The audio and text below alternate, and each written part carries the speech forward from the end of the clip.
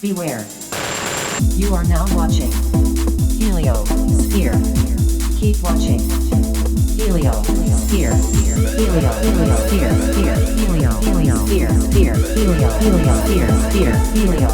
Heliosphere. Welcome to Heliosphere Generator Manual. This video is brought to you by Heliosphere. Remember to pause the video if you need more time to process the image and data storm. Attention! This video may contain strong language, explicit content, data overload, chaos, and confusion.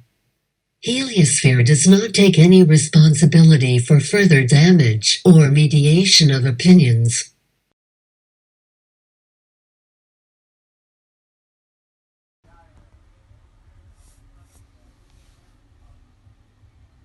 Oh, hey. Sorry, I didn't see you there. Yeah, I was just floating around. Well, yeah, now I can actually be in my computer screen, which is so cool, and it's so nice to be bodiless and weightless and just floating around all the data. Yeah, I mean, it is a little bit difficult with the hat, but you gotta do what you gotta do. It's kind of worth it, considering all the possibilities I have now. It is kind of a new reality, so yeah. You know what? Talking about reality, maybe I should just tell you all about my because it is related, I think, a lot. Yeah, maybe I should just go ahead and do my whole for you here because I think this is just a great place to do it. All right, great.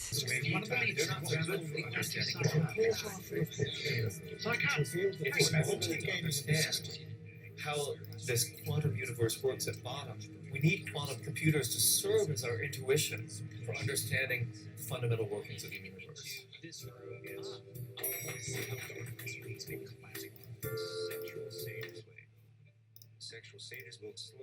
That you have to accept reality as you find it.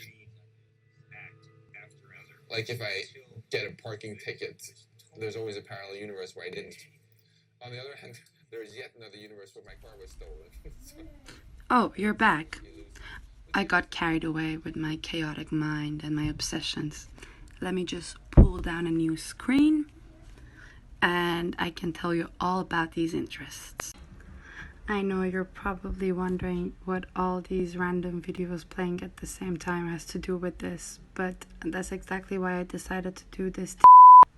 I think this has something to do with my obsession with stories and narratives. There were these certain kind of stories and narratives that really grabbed my attention. All these stories were mostly about how events turn into situations that shape our reality. I know when I say how events turn into situations that shape our reality, it just simply sounds like everything in history. But I was especially interested in the events that told stories about the mediation of reality. Before I continue, I just received a note from our sponsor and they want us to switch the screen again. So I'm just going to pull down a new screen and continue. This mediation of reality starts from when we're born and how our reality gets shaped by our family, our school, our friends, our society, all these things that we come across to and we experience. So there were these other set of stories about mediation of reality that really excited me and really grabbed my attention. And I have to tell you that they were mostly about how this mediation of reality works in the favor of shaping the minds of the masses or controlling the mind of the masses or setting political agendas. And so all these interests about mediation of reality just made me think, okay, there's only one way to get this research started. Before anything, I have to know, how do we define reality? How do we perceive reality, basically? Because I have to be honest, the first question I asked was, what is reality, and I ended up in a black hole. I don't think I will ever be able to define what reality is, and my research about reality is never going to stop, and I will never find an answer, and I'm not here to find an answer. There is no way to do justice to the subject of reality and truth. There are philosophers, thinkers, and scientists who have devoted their entire lives to these topics. But taking that into consideration, the virtual has given me the opportunity to invite some of my most favorite thinkers. We will have a small opening talk from Zizek and Baudrillard and a very fast introduction of all the other guests we have on this panel, and then we will jump right into my exploration of how we perceive reality. With no further ado, Slavoj Zizek. I am really grateful for this invitation, and you may be surprised by this, but I even like the weather. Reality is out there, impenetrable. We cannot ever fully get at it.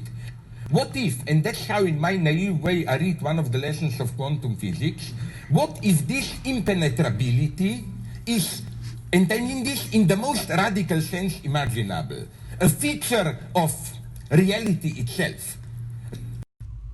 Thanks for having me. I seek to examine the relationships between reality, symbols, and society, in particular the significations and symbolism of culture and media involved in constructing an understanding of shared existence. And my theories about simulacra and simulation.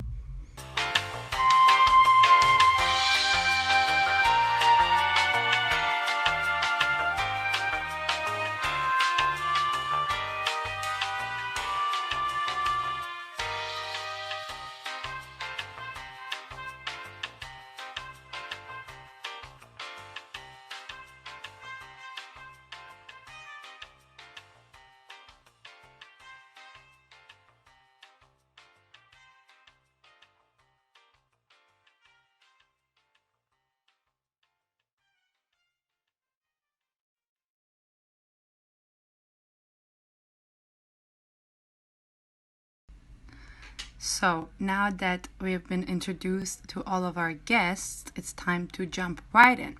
I'm gonna pull actually a new screen for you because I want to show you also the chaos of my research. And yeah, here we go.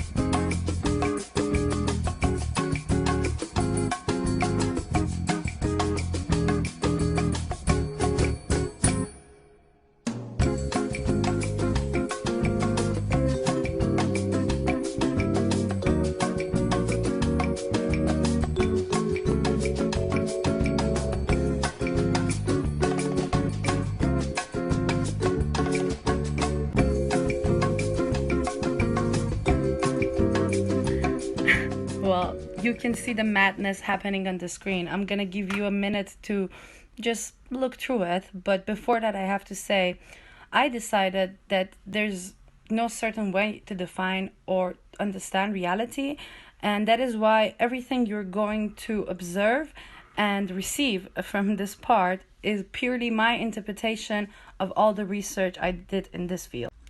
So, since Google is the master and I am submissive to it as the whole foundation and source of all data and information, guess what I did? I Googled definition of reality.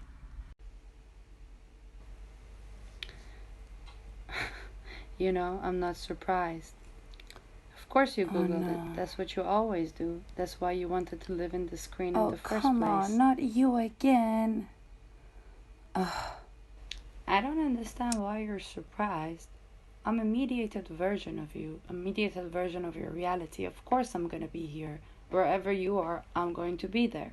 So you better get used to it. And how rude of me. Sorry. Don't mind my costume. Don't underestimate my knowledge and information based on what I'm wearing. There were some problems we faced while moving into the screen, right? Anyways, I just think that there's no need to Google what reality is. It's obvious. Look, I understand you're angry and you have your own opinion, but since you're a mediated version of me, then you should understand what I'm trying to do here. I have a guest that I would like to explain some concepts to. If you want to join us, please be civil, okay? And let me continue. Well, I have a suggestion. You take me out of this stupid looking hot dog costume, and I will be civil to you and your guest.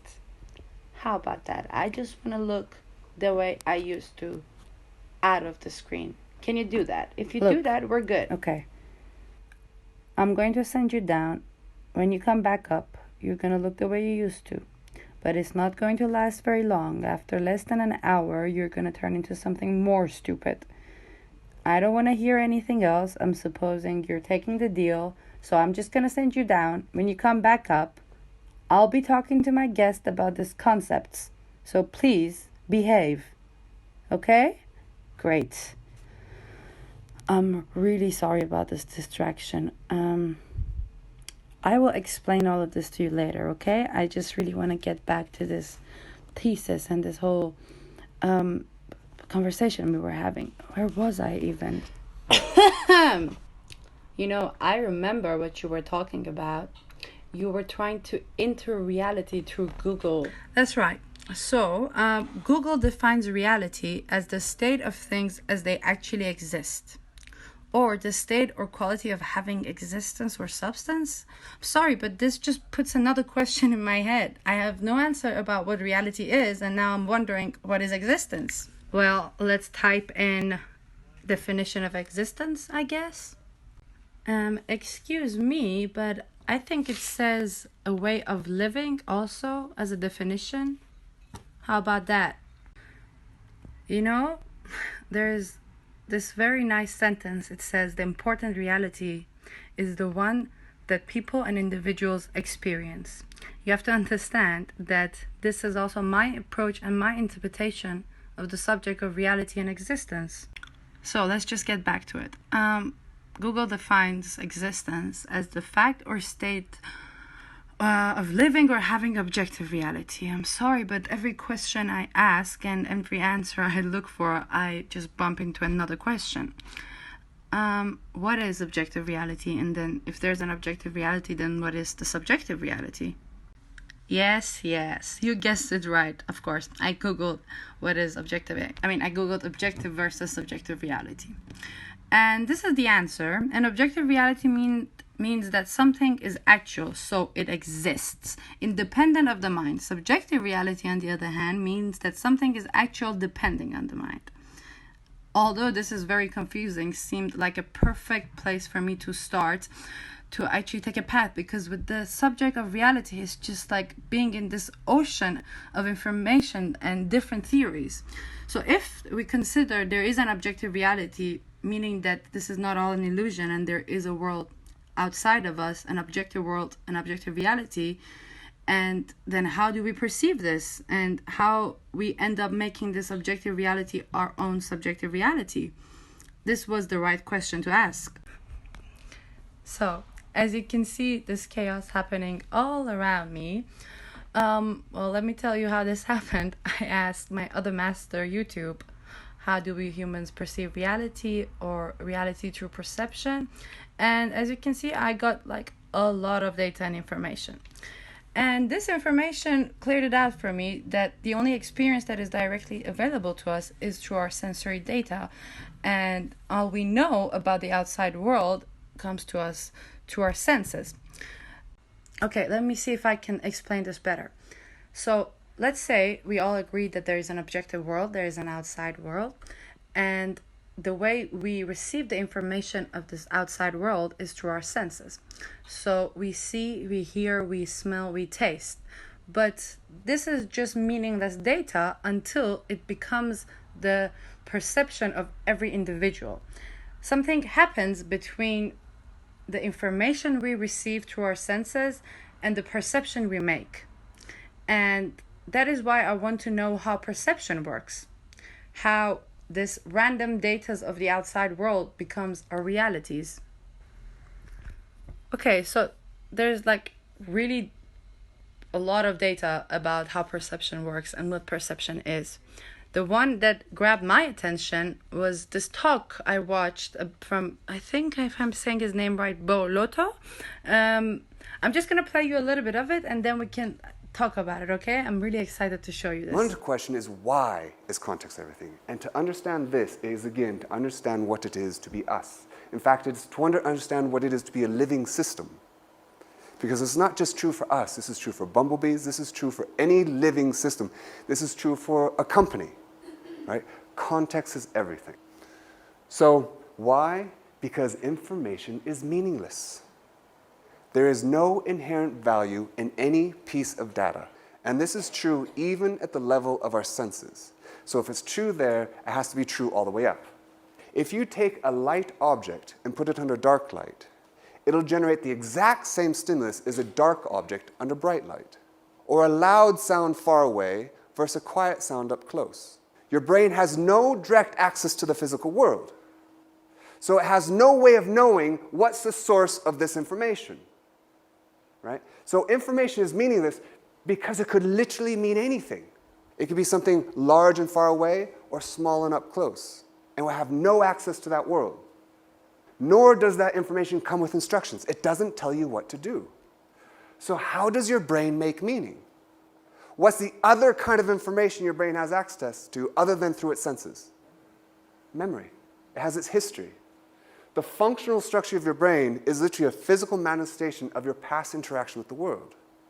So this made me think all this data that we're receiving from the outside world is becoming our perception, but we cannot even rely properly on our senses and the way we perceive the world. Okay, maybe I should just watch another video of him, try to get a better understanding of where he's coming from. People think of neuroscience as someone who studies sort of the mechanisms by which the brain functions. I take a much more general approach to neuroscience because I think, especially when you think about perception, everything begins with perception. To the clothes you wear, the people you fall in love with, as well as the colors that you see. So to understand the neuroscience of perception is to not only understand how the brain works, is to actually understand what it is to be human.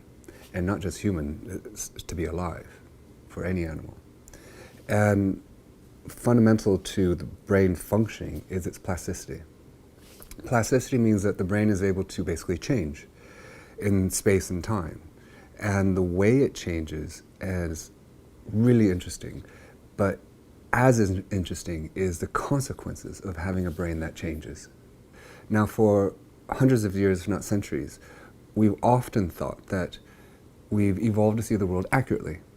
Now, of course, the world exists, but the question is, do you see it in any real sense? Do you see it in a literal sense? Do you see it accurately? And the answer is no, you don't. And in fact, you can't. You can never see the world accurately. And the reason is because though the world exists, we have no direct access to that world other than through our senses. So the light that's coming from these lights, the sounds are all energy, and they affect our receptors at our surfaces, our retina, our inner ear, the eardrum, the skin, right? None of that information has any meaning or value in of itself. It's just data. And data is by itself pointless, right?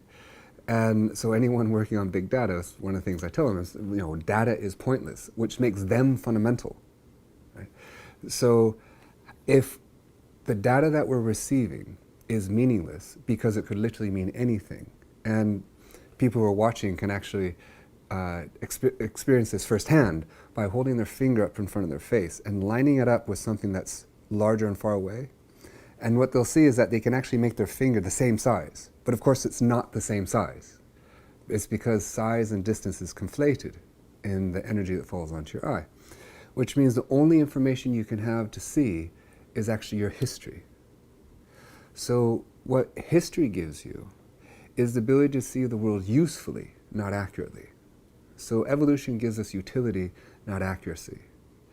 And what enables us to see usefully are the assumptions and the biases that we get from history. And it's not just an evolutionary history, it's also the history of our culture and our individual histories. So when you open your eyes, you're constrained by those biases and assumptions, and they're fundamental. They keep you alive. But they can also get in the way of seeing differently. When I tell people they don't have an objective view of the world, often the response is, well, that's scary. They want to have something to hold on to. But what's fascinating is actually, as soon as you understand that and you accept it, suddenly it becomes possible that you become an active participant in the process of making sense, which actually is incredibly freeing. The problem is that we hate uncertainty, right? Almost every behavior that we do to decrease uncertainty, to increase certainty. Why? Because dying is easy. Right? During evolution, to not know was to die. If you were better able to predict, it increased the probability of surviving. So we evolved to take what is uncertain and make it certain, what is meaningless and make it meaningful. So when we're presented with a situation where we can't predict, it's literally scary because the possibility of dying increases. The irony is that the only place we can go to see differently is to uncertainty, the very place we evolved to avoid. All right. Okay, I don't know what you think, but I think if the only experience that is directly available to us is through our sensory data, and if we're talking about what we can feel, see, smell, and taste, then isn't real simply electric signals interpreted by our brain?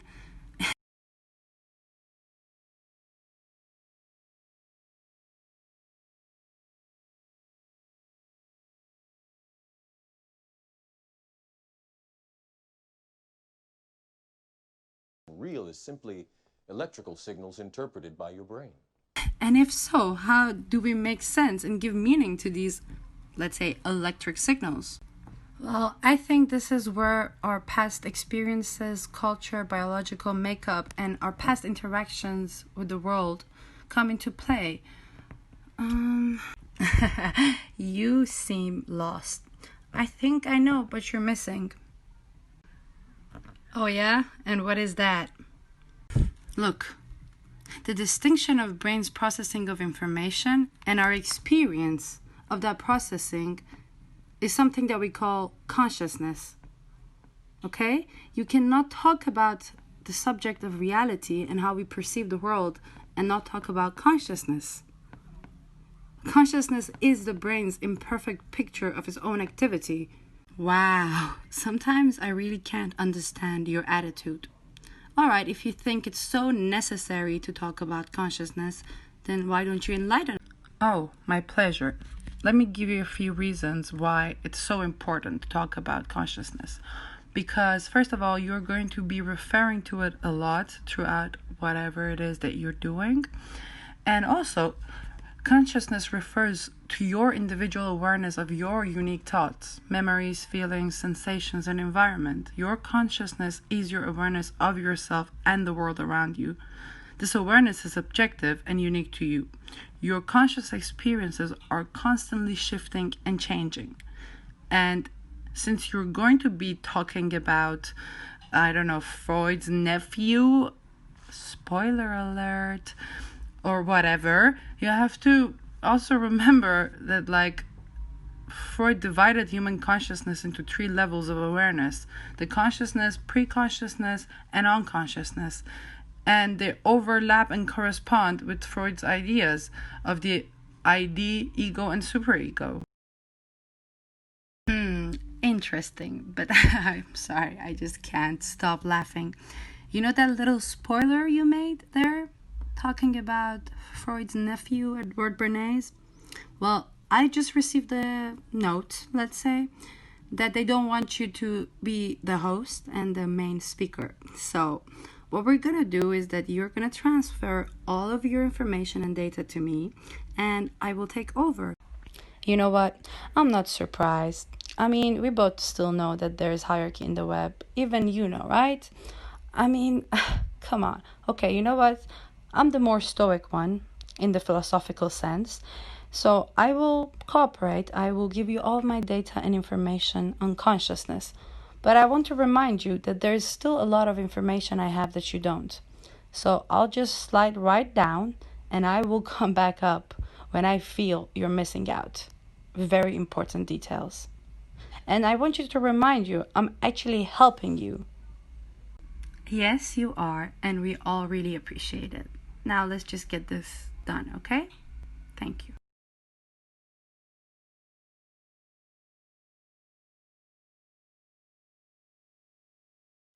I suggest you pause the video and go grab a cup of coffee, get some fresh air, because it's going to get a little bit more difficult from here now on. Before we even get into the definition of consciousness and the theories around it, I have to tell you the chaos around consciousness, because Western philosophers since the time of Descartes and Locke have struggled to comprehend the nature of consciousness and how it fits into a larger picture of the world. These issues were revolving around questions such as whether consciousness is the same thing as matter, whether it may ever be possible for computing machines like computers or robots to be conscious, how consciousness relates to language, how consciousness as being relates to the world of experience, the role of the self in experience actually, whether individual thought is possible at all, and whether the concept is fundamentally coherent. All right. These are some questions that are unanswered or in some cases answered, but the whole point is that consciousness is a very subjective and individual experience. So I really want to emphasize on the mystery and chaos that is around the subject of consciousness. And to do that, I would like to give you a tour of what my master Google and my master YouTube has to offer for you to just get an idea of this chaos. Love, today we'll be exploring the mystery of consciousness with Consciousness is perhaps the biggest riddle in nature.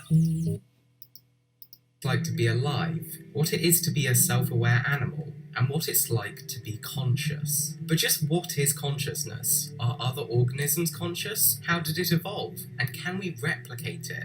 These are the mysteries of life. It's a challenge because nobody really knows what consciousness is, how it comes about. It used to be the field of philosophy, religion, and now I think because we have these new machines where we can measure what's going on in the brain, that has changed. What is consciousness?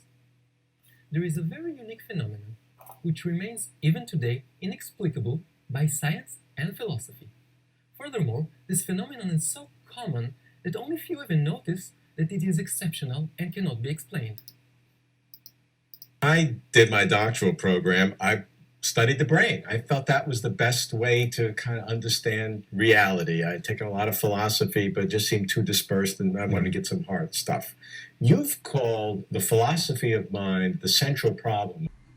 All right, I think that was perfect, because even though that through this tour we realized that it's not really possible to define consciousness, I came across actually a very good explanation and, let's say, an online lesson, and I would like to give you the skim of what I learned from that, because I think it's quite interesting and I have way too much data not to share with you.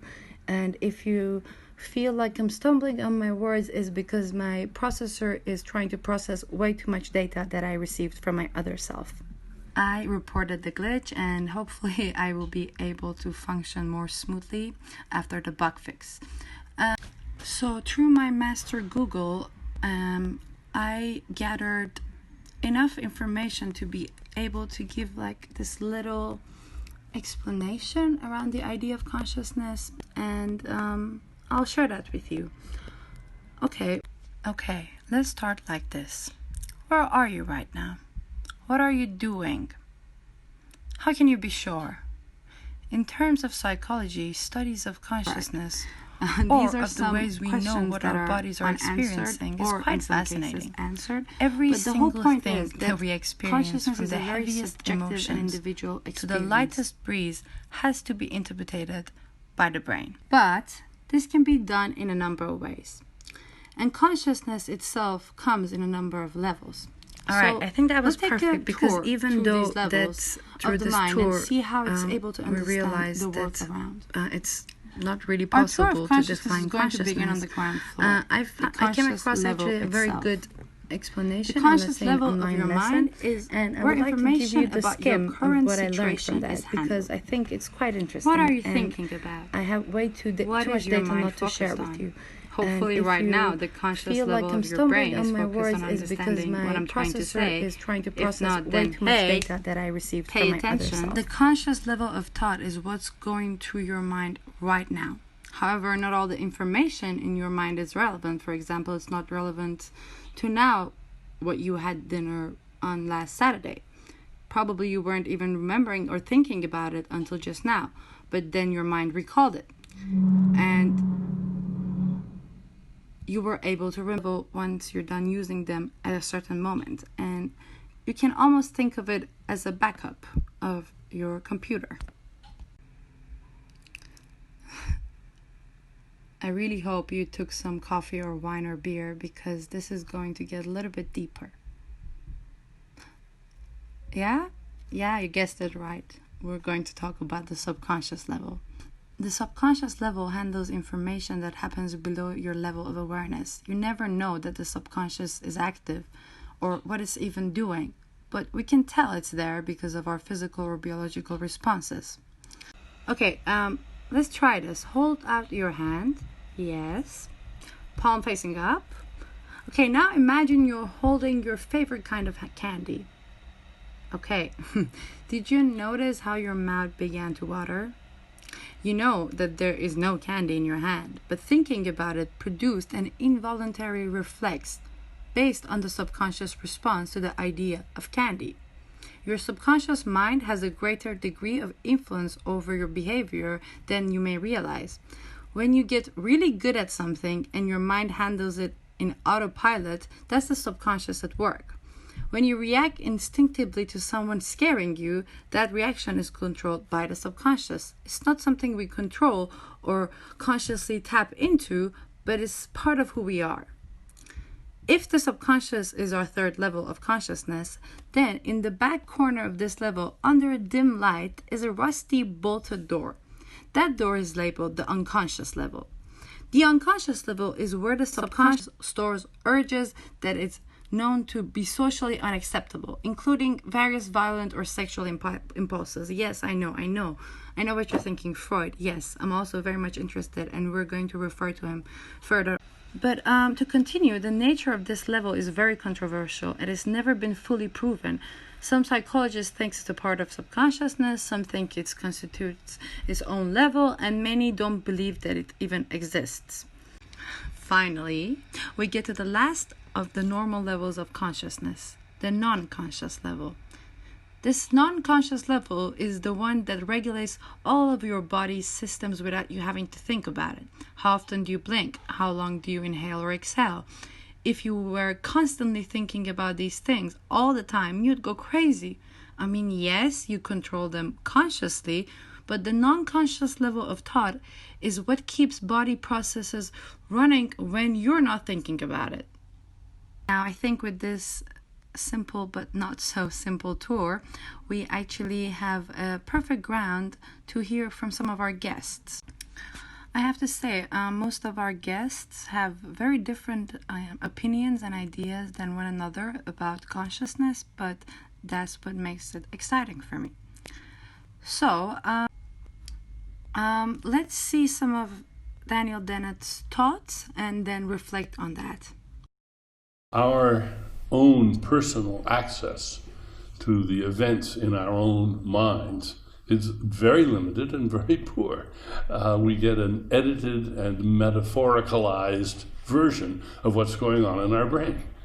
I like to say it's like somebody trying to explain how a smartphone works by just looking at the screen and pressing it and having no idea about how that relates to what's going on under the hood, inside the phone. There's layers and layers and layers of activity going on there, and you'd never ever figure it out by just playing around with the user interface.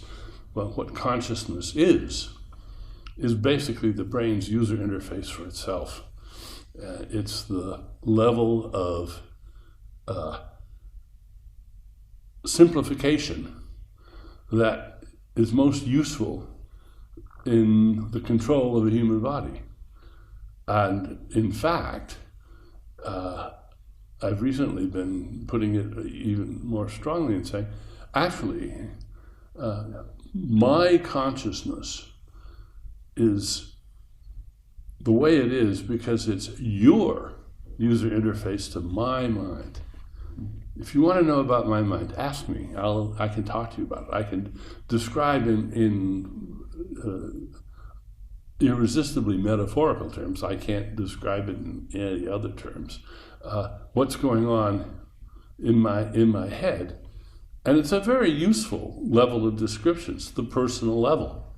I can tell you what I'm thinking about, what sensations I'm having, what reminds me of what.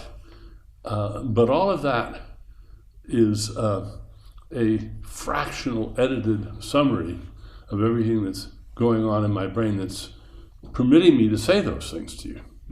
In the same way that what you see on the screen and hear in the sound effects on your smartphone is just a very carefully edited and distorted account of what's going on inside the box. So the reason it's so puzzling is that people think that they ought to be able to study it from the inside, doing sort of pure phenomenology. And those give you hints, very important hints. But first of all, they are in some important regards illusory. That's not what's really going on.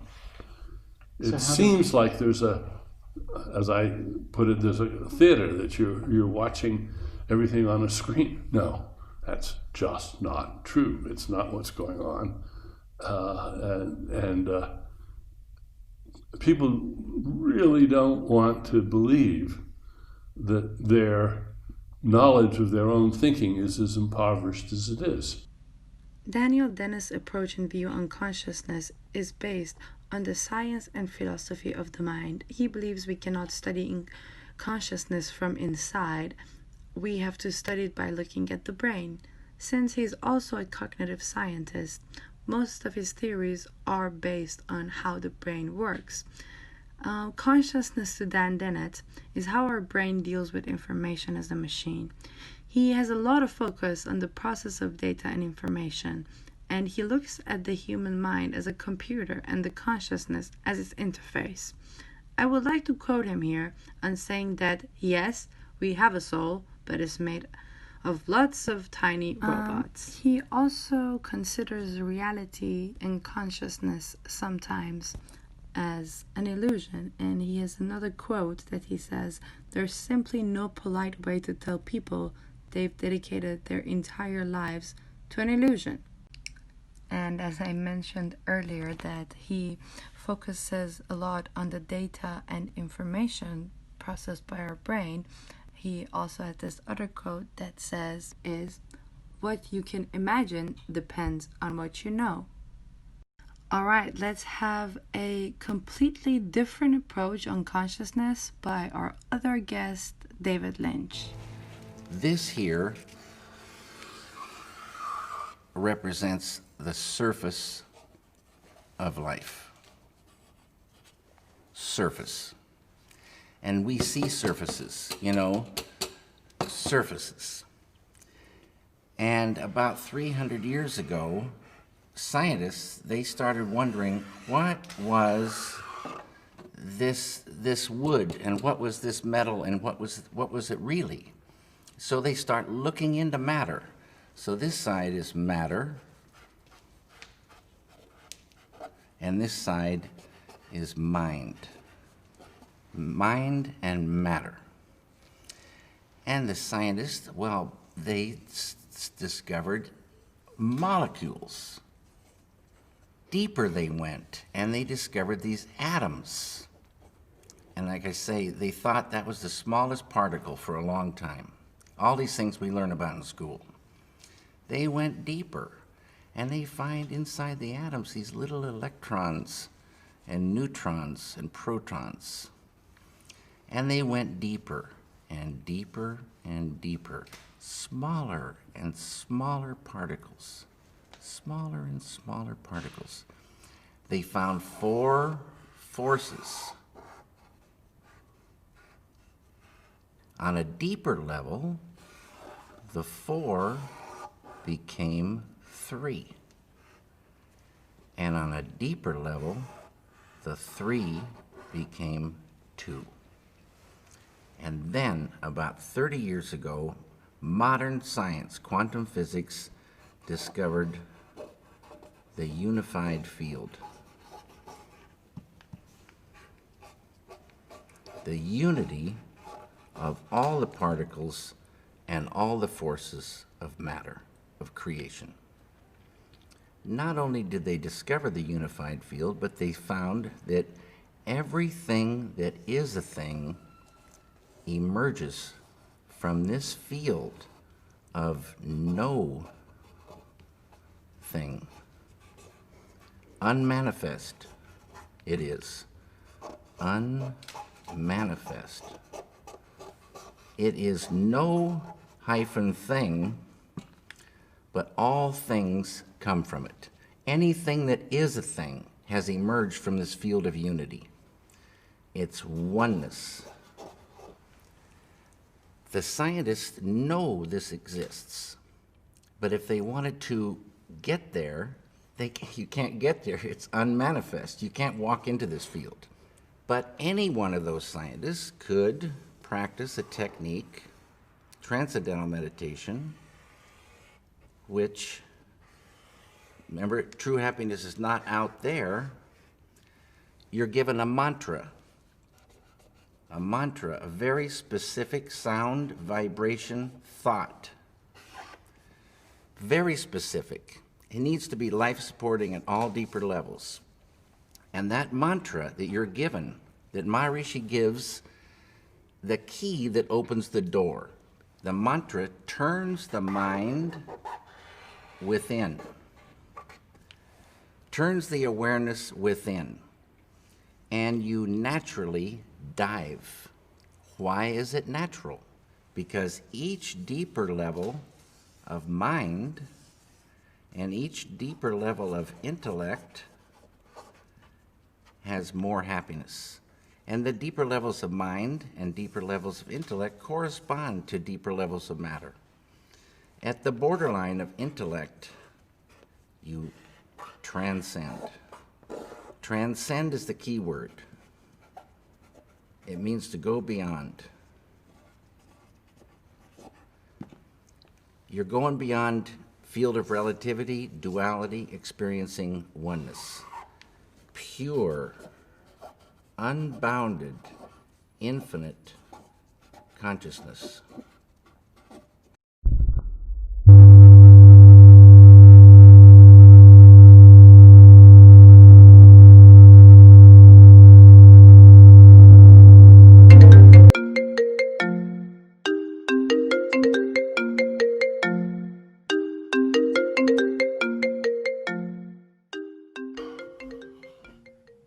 Hey, oh my god, what the fuck are you guys doing? I spent all of my energy, all of my tokens, for us to be in the screen. Look at me. I haven't seen the sign in days. And you're still talking about reality and consciousness. I know. How do you keep forgetting everything you know? I know. But you don't know everything I know, okay? Look, I understand how fascinating this subject is. But whenever we ask what consciousness is, we get more than like 50 different theories. But don't forget, we have so much more to say. I wanted to remind you that our fascination started with stories, okay? Especially stories that mediated or adopted our reality.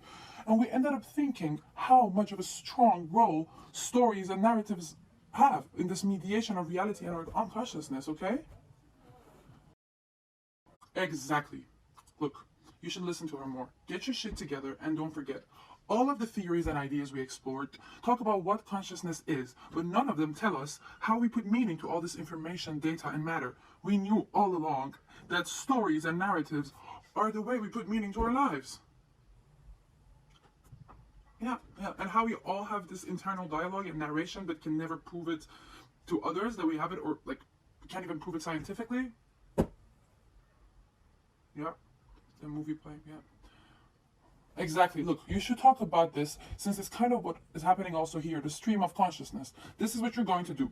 Tell our guests that our interpretation of our research about reality and consciousness was that all the data and information we receive from the outside world as meaningless data, and how we experience that process creates the content of our internal and external narrative and story, okay? Which is how we experience our reality. We define our consciousness experience by constructing narratives about We define our conscious experience by constructing narratives about ourselves and about the people with whom we interact, okay? Narrative is our reality. Yeah, let's go. Now, So then let's talk about propaganda. Okay. First of all, I decided to just call first the mediation of reality more than propaganda because it's a beautiful word. I love this word. So once I started looking at stories, and especially myths, you know, mythology stories, like let's start very early, right? From mythology up to the stories I was told by my mom, they always had an element of the mediation of reality. I'm not calling it propaganda, but stories always, myths always mediate reality. The way Greeks talk about their gods or Persians talk about fire, this is not the reality as we know it, is a mediated version of reality. Hence, I'm shining the first different kind of light on the subject, you know? So don't look at it as propaganda, as something being done by a group to a person or a group.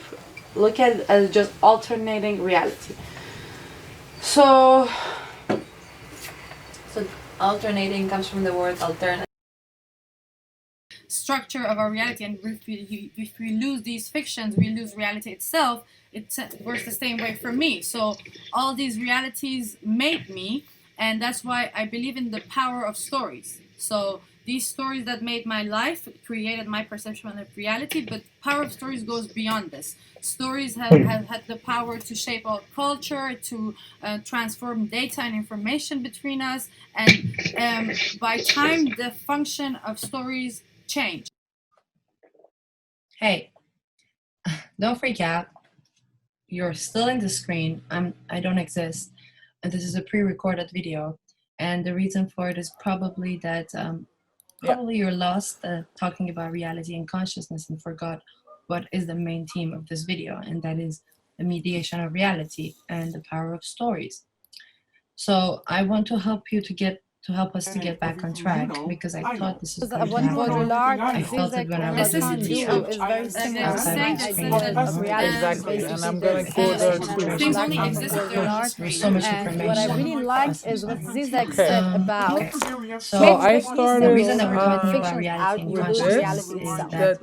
Not the reality behind the illusion, but the reality to illusion itself. If something becomes too traumatic or too violent, even too so what do I mean by various expressions such as social roles, rituals, which I agree with deeply. Is that expressions not only mediate us and our roles and between us and our fellow men, but also between us and ourselves. Thank you. I think this is actually the narrative holds a very important share in where the story will go and what the story will do. So we've been raised by stories. From the beginning, we started learning our lessons through stories and passing them on by one sentence can be said in so many different ways to have so many different, like everything around and one of the places because it's really good. One subject, one event, and one happening becomes 10 different stories or 10 different news companies. No. I'm talking about media. So what media does, I'm talking about propaganda, like when stories move to